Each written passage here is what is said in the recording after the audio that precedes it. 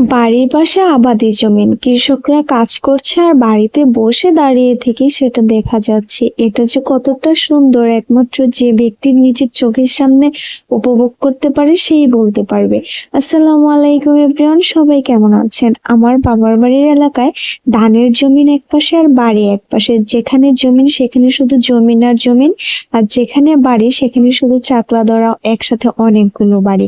তবে আমার যেখানে বিয়ে হয়েছে সেখানে বাড়ির সাথে সাথে জমিনও আছে, আর সেখানে সব ধরনের চাষাবাদ করা যায়। আর বাড়িতেই মোটরের পদ্ধতিও আছে, যেন জমিনে পানি দেওয়া যেমনকি বাড়ির কাজও করতে সহজ হয়ে যায়। আমার বিয়ের পরে এই এলাকায় আসার পরে নতুন নতুন অনেক অভিজ্ঞতার সাথে আমি পরিচিত হয়েছি। আর আমাদের বাড়িতে আমি যে ছাগলগুলো পালি, ছাগলগুলো দেখতে আসার পরপরই দেখি এই পাশ দিয়ে খুব সুন্দর করে আনারসের চারাগুলো নিয়ে যাচ্ছে।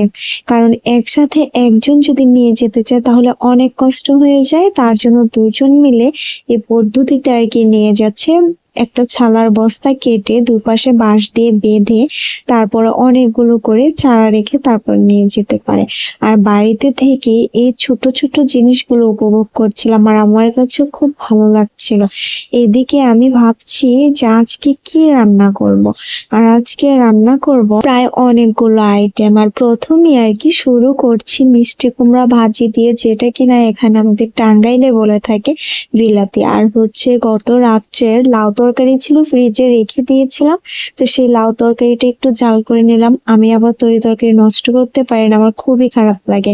আর এদিকে রুটি বানাচ্ছি, আর হচ্ছে দুধ চিতই ছিল। দুধ চিতইটা আমার খুবই প্রিয়।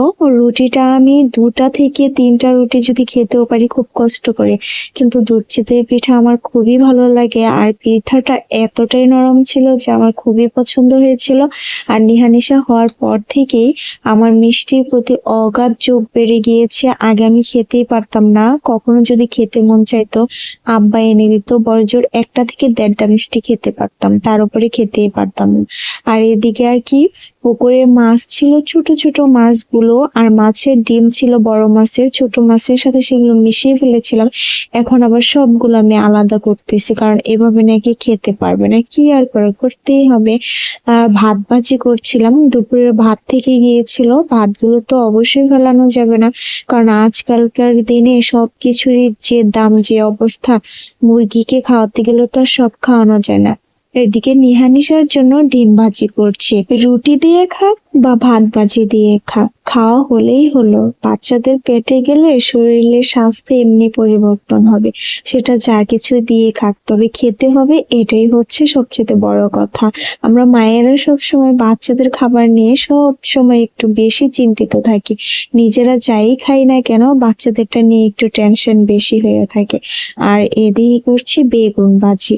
বেগুন ভাজাটা শুকনা মরিচ দিয়ে হলে তো কথাই নেই। আমার বাবার বাড়ির এলাকায় এমন ভাবে বেগুন ভাজি করে, সাথে হচ্ছে শুকনা মরিচ আর হচ্ছে গরম ভাত, কি যে স্বাদ সেটা কি আর বলবো, যারা একমাত্র পাতে নিয়ে খায় তারাই বলবো। আমার মেয়েরা তো বলছে ভাত ভাজি দিয়ে ডিম ভাজি দিয়ে খাবে। তো যাই হোক, নিহানিশাকে খাবার বেড়ে দিচ্ছি, আরো কাজ আছে আমার, রান্না প্রায় শেষের দিকে, সব গুছিয়ে রাখবো। তো আজ এই পর্যন্তই, সবাই ভালো থাকবেন, সুস্থ থাকবেন, আসসালামু আলাইকুম।